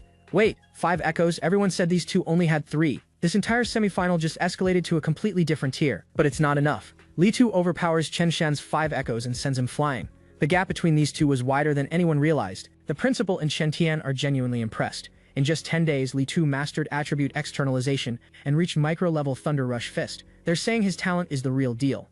They clearly think he's the strongest student here. And then they write Su-hong off completely. The principal says with micro-level Thunder Rush Fist and Metal Attribute, it's impossible for Su-hong to win since he doesn't know any guidance techniques. Is that the most confidently wrong statement in this entire series? I think it might be. And here's where it gets beautiful. Jiang Ming, the guy who came here to talk trash, suddenly bets 50,000 that Su-hong takes first place. The principal and Chen Tian think he's insane and immediately take the bet. They are about to learn an expensive lesson. The final match is set. #1 seed Li Tu versus number 666 Su-hong. The crowd is split, with Su-hong's friends cheering for the upset and Li Tu's side expecting a dominant victory. Li Tu starts running his mouth immediately, telling Su-hong he's lucky he didn't face anyone strong until now and basically calling him a fraud who snuck into the finals. The disrespect is wild, considering he has no idea who he's talking to. But Su-hong isn't even slightly bothered. He's thinking that after fighting nothing but ferocious beasts, these students all felt too weak. And now, finally, someone who looks like they might be worth his time has shown up. Li Tu generously tells Su-hong that making it to the finals means he can call himself #2 in the whole school. And then Su-hong calmly asks, so who's #1? Li Tu says #1 is naturally him, and launches straight at Su-hong without any more words. The kid goes from talking to attacking in 0 seconds flat. And he's not warming up either. He's coming in with everything. 5 echoes Thunder Rush Fist, Metal Attribute Externalization, the whole kit. He says he only needs one move to show Su-hong how big the gap between them is. The entire crowd is panicking. Li Tu pulled out his strongest technique right from the opening, and everyone thinks this fight is already over. Su-hong's friends are screaming for the referee to save him, but Su-hong's eyes are literally glowing. While everyone else is having a panic attack, this man sees Li Tu's ultimate move coming and decides to take it head-on. Not dodge, not block. Meet it with his bare fists. He says he just wanted to see where the limits of his physical body actually lie. This maniac isn't even trying to win. He's using the school finals as a personal benchmark test. Is this the most disrespectful flex we've seen so far? Because it absolutely feels like it. The crowd is in complete chaos. People are yelling that Su-hong has lost his mind, that he's gonna get himself killed. Someone is literally screaming for the referee to intervene. They genuinely think they're about to watch a murder. The two attacks collide and the shockwave tears across the entire arena. This is the 5 echoes Thunder Rush Fist with Metal Attribute, the strongest attack any student in this school has ever produced, versus Su-hong's raw physical body. The energy shatters on impact. Every single echo of Li Tu's ultimate technique is being met and neutralized in real time. Li Tu's face says it all. Su-hong just neutralized his 5 echoes, Thunder Rush Fist with 5 bare-handed punches. No guidance technique, no attribute externalization, just pure physical strength. The kid who is supposed to be #1 is staring at a wall he can't even comprehend. Su-hong is going blow for blow with Li Tu's 5 echoes Thunder Rush Fist using nothing but his bare physical strength, and the arena is literally shaking from the impacts. And Li Tu is already panicking, thinking, is this guy a monster? Every single punch feels impossibly heavy. My man's confidence is evaporating in real time. The crowd is losing it because Su-hong isn't even using martial skills and he's keeping pace with Li Tu's strongest technique. They're calling his strength terrifying, which honestly might be an understatement. The principal and Chen Tian are having a real-time meltdown. Chen Tian concludes Su-hong must have some kind of special physique, and the principal is practically vibrating because his school actually produced a genius like this. But Chen Tian still isn't fully sold. He points out that even though Su-hong's strength is wild, Li Tu has already condensed an attribute. Without his own attribute externalization, Su-hong technically has no real advantage here. The collision sends both of them skidding apart across the arena floor. Neither one is going down easy, but something is about to shift in a big way. Keep your eyes on Su-hong for what comes next. Li Tu refuses to accept it. He screams that the winner can only be him and starts channeling every ounce of power he has left. The kid is going absolutely nuclear, and he launches himself at Su-hong with everything. 5 echoes, metal attribute, full power, 0 holding back. This is the absolute ceiling of what any student in this school can produce. Meanwhile, Su-hong is perfectly calm. He's thinking that he originally wanted to test his physical limits against Li Tu, but this kid went all out way too fast. So now it's time to return the favor. And then Su-hong says, since you've attacked with full power, and his fist starts crackling with golden thunder energy. He says then, I must also show some respect, and launches forward with flames erupting from his body. This man was hiding attribute externalization this entire time. Li Tu's face says everything. He screams that Su-hong can use attribute externalization too, and you can literally watch his soul leave his body in this moment. The realization that he was never the strongest one here just hit him like a freight train. The principal and Chen Tian are both frozen.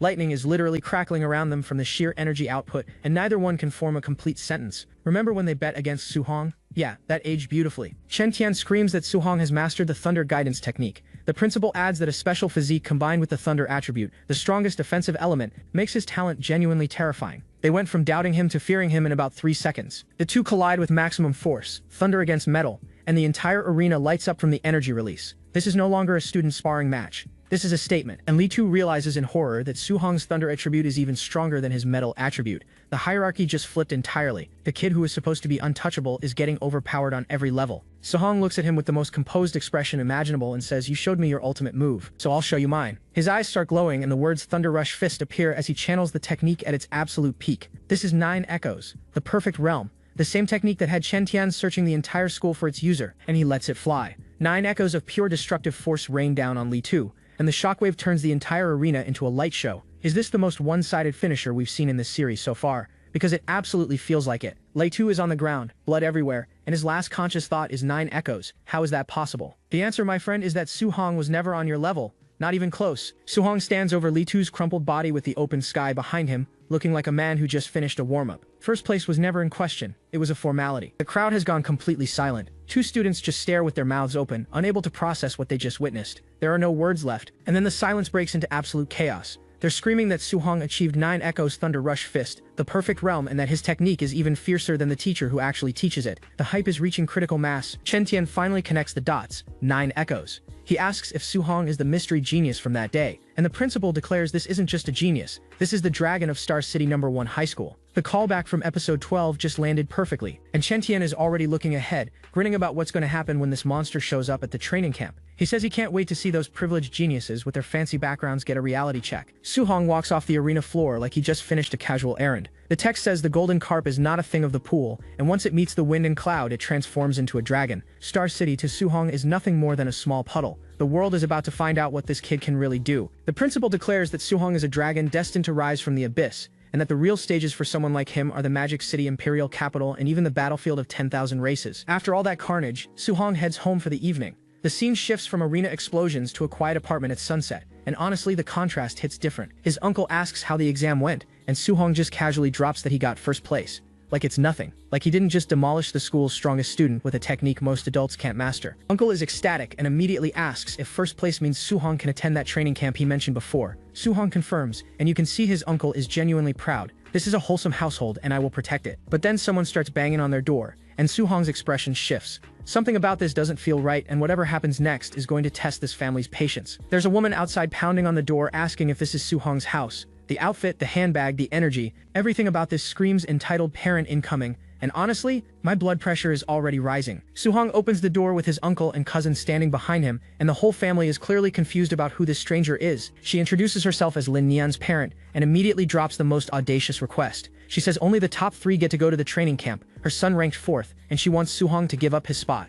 The sheer entitlement of walking up to someone's home to demand they surrender their achievement is genuinely staggering. And then she pulls out 30,000 in cash like she's buying groceries. 30,000 for the first place spot at the most prestigious training camp in the region. This woman really thinks she can purchase what Su-hong earned with blood and talent for pocket change. The entire family just stares at her with the most unimpressed expressions imaginable. Nobody is reaching for that money. Nobody is even considering it. This woman read the room about as well as Li Tu read the power gap. When the bribe doesn't work, she switches to fear tactics. She starts screaming about how the training camp is designed to produce warriors for the all-heavens battlefield, that the competition is brutal, and that people actually die there. Classic manipulation playbook. She keeps going, saying the other participants eat high-grade pills like candy and practice martial skills. Su-hong's family could never afford. Then she has the nerve to say with your family conditions, giving up early is for your own good. Would you have kept your composure listening to this? Because I genuinely don't think I could. And here's where it gets tricky. The fear tactics actually work on Su-hong's auntie. She asks if it's really that dangerous, and you can see the worry taking hold. This woman just weaponized a mother's love against Su-hong's family. Uncle immediately steps in to calm her down. This family might not have money or status, but they have each other, and that dynamic is about to matter more than any martial technique. Then Uncle looks at Su-hong directly and asks the only question that matters. Can you guarantee your own safety? And Su-hong looks him dead in the eyes and says, I can. No hesitation, no doubt. Just absolute certainty from someone who has already fought monsters far scarier than any training camp could throw at him. And Uncle goes off. He tells the woman that he trusts Su-hong completely, that it's his own decision, and then drops the line of the episode. If I don't trust my own family, am I supposed to trust you instead? This man just earned Uncle of the Year without even throwing a punch. The door gets slammed in her face with a decisive please leave. And honestly, that might be the most satisfying door slam in this entire manhwa. She storms off screaming that they should just wait to be eliminated from the training camp. Imagine being this confident about your fourth-place son while insulting the kid who literally just one-shot the #1 seed. The lack of self-awareness is almost impressive. Back inside, Su-hong apologizes to his uncle for not mentioning how dangerous the training camp actually is. His uncle just tells him it's fine. No lecture, no guilt trip, just trust. Uncle says he's just a simple man and that Su-hong understands the training camp better than he ever could. But since Su-hong has the resolve to face whatever comes, the family supports him fully. Then he hits him with the thumbs up that honestly made me emotional. Auntie immediately scolds Uncle for being too casual about it, but then turns to Su-hong and says they don't care about rankings, just guarantee his safety. And Su-hong just smiles. A genuine, warm, unguarded smile that we rarely get to see from him. This right here is what he's fighting for. Not rankings, not power levels. This family. Later that night, Su-hong is standing on the rooftop overlooking the city. The whole skyline stretches out before him, and you can feel the weight of what's coming settling onto his shoulders. He's thinking that even though his uncle and auntie support him, they're definitely still worried, and he absolutely cannot let them down. To protect this hard-earned life, he has to become stronger. Now here's where the grind starts again, and the system is about to eat well. He pulls up his system and reviews the damage. Over a dozen matches in the monthly exam earned him 285 martial value points, but he says it's not enough. The stat screen shows his full build, and he's already planning upgrades. He doesn't know what high-level martial skills the training camp geniuses have. So his priority is clear. Push his physical combat power as high as possible. His mortal body is at 36.1%. Time to change that, and this man starts grinding immediately. Mortal body plus 0.1 over and over and over. The notifications are stacking on screen like a mobile game loot drop, and Su-hong is punching through the night like sleep is for people who aren't about to enter a death camp. He pushes all the way to 64.6% mortal body in a single training session, nearly doubled it overnight, and now he's wondering what kind of special physique awaits him when he hits 100%. The answer to that question is probably going to break the power scaling even further. But wait, there's a bonus. He notices that both his Thunder and Heavenly Flame guidance techniques have silently leveled up to level 2. He didn't even do anything special to trigger it. He realizes that just normally cultivating the guidance techniques over a few days was enough to level them up. No special conditions needed. So naturally, he decides to push for another level up. Lightning crackles in one hand, fire blazes in the other, and Su-hong looks like the final boss of whatever game you're currently playing. The training camp has absolutely no idea what's walking through their doors. The next morning arrives, and the sun rises over the city like the start of a brand new arc, because that's exactly what this is. Su-hong's eyes snap open, and the intensity behind them tells you immediately that last night's training paid off in a major way. Both guidance techniques have hit level 3. Thunder guidance level 3, Heavenly Flame guidance level 3. He went up 2 entire levels in one night of training. The rate at which this man is scaling is approaching the territory of just plain unfair. He checks the full stat sheet. Vitality 126, mortal body 64.6%. Both guidance techniques at level 3, and every single martial skill perfected. Thunder Rush Fist perfect, Void Breaking Finger perfect, Raging Sea Spear perfect.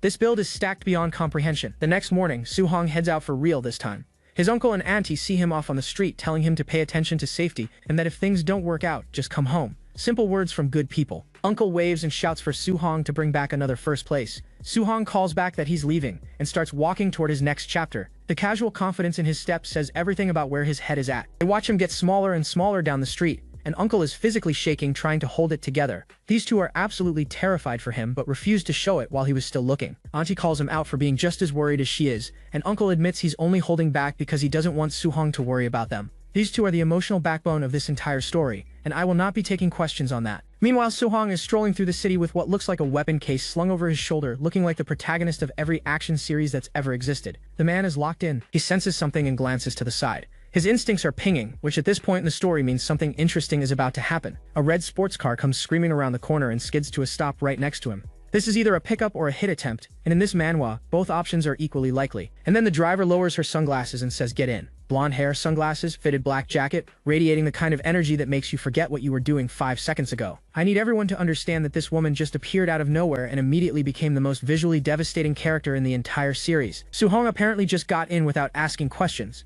because the next thing we see is this red convertible tearing down the highway. Sometimes you just trust the gorgeous woman in the sports car. No further explanation needed. The top-down shot of these two cruising at high speed is giving cinematic energy that this manhwa absolutely did not have to deliver but chose to anyway. The vibes have shifted entirely. Suhong asks her what she needs him for, and he calls her president. So this woman isn't just gorgeous, she's also apparently in charge of something important. The plot thickens considerably. She reveals that she's the president of the Martial Dao Association and she knows the profiles of some of the training camp participants. She says there are things she needs to warn Suhong about before he walks in blind. This is genuinely the most helpful side character introduction we've had so far. And the intel is terrifying. She tells him there are a few monsters in the training camp who are already Tier 1 high-stage martial artists, and some of them aren't far from reaching Tier 2. Suhong dominated his school, but the pool just got 1,000 times deeper. She adds that those monsters all possess at least B-rank martial skills as a baseline. Everything Suhong has fought so far has been C-rank or lower. The jump in difficulty isn't a step, it's a cliff. And the training camp arc hasn't even started yet. But Suhong isn't shaken. He processes the numbers, notes that Tier 2 requires 200 vitality, and that real threats exist, but then reminds himself that with his system space, he can master even B-rank martial skills at an accelerated pace. The cheat code stays active. Sister Wu tells him straight up that his talent is the strongest she has ever seen, bar none, but she warns that he lacks the resources those privileged geniuses have access to. If he faces setbacks, she says he shouldn't take it to heart because surpassing them is inevitable with enough time. Honest advice delivered with genuine respect. Suhong smiles and thanks her, calling her Sister Wu. The confidence on his face isn't arrogance, it's the quiet certainty of someone who knows exactly what they're capable of and hasn't even shown half of it yet. And Sister Wu notices something remarkable. Despite knowing his stats and skills are objectively weaker than what's waiting for him, Suhong is completely calm. She thinks to herself that she doesn't need to worry about his mental state at all. The training camp arc is about to begin, and Suhong is rolling up with level 3 dual attributes, a body that's 65% evolved, and the most broken system in existence. Those privileged geniuses have no idea what's coming. The red sports car is long gone because now they're deep into the Tianlin mountain range, winding through roads that look like they were carved between mountains that could swallow entire cities. And someone in the van just realized where they're headed because the training camp sits right in the middle of beast territory, and the old man riding with them casually mentions there are grandmasters guarding it, so their lives probably won't be in danger. Probably, he said probably. Suhong meanwhile is processing the intel because this mountain range spans multiple cities and contains beast kings comparable to Tier 7 grandmasters. And just to really drive the point home, the manhwa shows us what lives out here. A tiger with glowing red eyes the size of a sedan, mouth still dripping from whatever it just finished eating. Even Tier 2 warriors don't set foot in here casually, and these are just the outer ring beasts. The things deeper in would make this nightmare kitty look like a house pet. The van keeps pushing through the tree line, completely exposed on this narrow road like a snack delivery service for anything watching from the shadows. And something is definitely watching because the forest is full of red eyes. Bears, wolves, things that don't even have proper names yet, all tracking this vehicle like it personally offended them. One of the guys in the car voices what everyone is thinking. Something is watching us, right? You don't think a fierce beast is about to ambush this van, right? The answer is yes, but denial is a powerful drug. But Suhong, this fool is sitting there looking collected as ever, thinking that the competition inside the camp will be just as savage as the beasts outside. And here's the unhinged part. He says he's actually starting to enjoy this feeling. They finally arrive at the base, and it looks less like a training facility and more like a military outpost someone threw together with barbed wire and prayers. Fence perimeter, a big tent and a crowd of people already gathered. Suhong and the boys walk up to the crowd, and this man is already sizing everyone up. He goes, "I wonder how strong these people are." The confidence is truly irresponsible, and the lineup does not disappoint because these participants look like they were pulled from completely different genres. Armored fighters, hooded assassin types, and hold on, keep your eye on that woman in the background for me. Suhong and Chen Tian walk through the crowd, drawing a few stares, but nobody's really paying attention to them yet, and our boy hits them with this quiet little smirk that says, "I know something none of you do." The artist drew him like he's already won and is just here for formalities. He just says, "Let's go," spear over his shoulder like he's strolling into a park. Chen Tian trails behind with a very convincing "oh, okay," that screams he's along for the ride and fully aware of it. But before they can take another step, someone extends a hand to block their path. A man in a suit tells them they're waiting for everyone to arrive before starting the entrance assessment. And Su-hong goes, "There's an entrance assessment too? My brother, you thought they'd just hand you the key?" Then someone shouts that the last group is here, and immediately the crowd gets irritated because apparently the big clan kids decided to show up fashionably late while everyone else baked in the sun. And when I say big clan energy, I mean a convoy of Rolls Royces and military-grade SUVs rolls up in a cloud of dust like they're arriving at a gala instead of a beast-infested mountain. Doors open, bodyguards step out first, and then the heirs themselves emerge from these vehicles like they're being unveiled at auction. Now pay attention because these three are the ones Sister Wu warned about. First up is Zhao Yan, and the crowd is already fawning over her, calling her a goddess and gushing about her being a spiritual mind master. Then there's Lin Xinghe in the white robes with a fan, nearly tier 2 and entirely too pretty for his own good. And leading the pack is Wang Tiantuo, the city lord's son, built like a brick wall with 95% fire attribute compatibility. The three of them walk through the crowd flanked by bodyguards, and everyone parts like the sea for them. Wang Tiantuo in front radiating pure intimidation while the other two trail behind looking like they'd rather be anywhere else. Su-hong watches from the side, taking in all three of them without flinching. Everyone else is starstruck, but this fool is window shopping for future opponents. He recognizes them immediately from Sister Wu's briefing. These are the top star city geniuses she talked about. And then he thinks to himself, I'd like to see just how genius they really are. This man does not know what fear tastes like. The instructor steps up with a clipboard and announces that everyone's finally here, so it's time for the entrance assessment rules. The training camp is located 30 kilometers inside the Tianlin mountain range from this base. 30 kilometers through territory where things with red eyes and no manners want to eat you. But here's the twist. They've planted tokens inside some of the fierce beasts. You have to kill a beast, take its token, and bring it to the camp within the time limit. No token, no entry. This entrance exam is literally pay to enter with blood as currency. The other participants start doing the math and it's not adding up. 30 kilometers in 8 hours sounds easy on paper, but this is the Tianlin mountain range. Go too deep and you're bumping into beasts that will fold you without a second thought. Meanwhile, Su-hong hears 8 hours and his brain immediately goes, "That simple?" Because his first thought isn't survival, it's how many extra beasts he can farm for martial Dao points on the way. This man treats a death march like a side quest buffet. Someone raises the obvious concern. What happens if they run into beasts way above their level? The instructor shrugs and says, "Tough luck, you're eliminated, but someone will step in before you actually die." And the crowd immediately loses it. That's not fair. Stronger people might get eliminated by bad luck while weaker ones slip through. This whole thing is random. They're shouting like they just discovered gacha mechanics in real life. The instructor's face goes cold and he delivers the hardest reality check any of them have ever received. Fair? You can train for a decade and get erased in one hit by a passing powerhouse on the Myriad Heavens battlefield. Are you going to cry about that being unfair too? Genuinely the coldest wake-up call in this entire series. He keeps going. If you don't want to meet high-level beasts, act carefully. Avoid risks, prey on the weak, outnumber the few. That's the law of the battlefield. This man is literally teaching them to be opportunistic predators and calling it curriculum. And of course some suit-wearing heir chimes in with his unsolicited opinion. If you're scared of dying, quit now and stop wasting time. Then calls everyone who complained a bunch of trash. Keep your eyes on this clown because karma moves fast around here. One of the regular participants snaps and gets in his face. Say that again if you dare. But the heir doubles down, calling him a coward and telling him to throw a punch so he can cripple him personally. The entitlement is genuinely staggering. The instructor doesn't even blink. He casually adds that fighting is banned inside the camp. But once you enter the mountains, anything goes. Steal tokens, beat someone up because you don't like their haircut, whatever. They will not interfere. And you can already see the predators in the crowd lighting up because that suit-wearing fool and his buddies are exchanging glances, sparks of energy crackling between them like they're selecting targets before the race even starts. Su-hong absorbs every word and comes to a simple conclusion.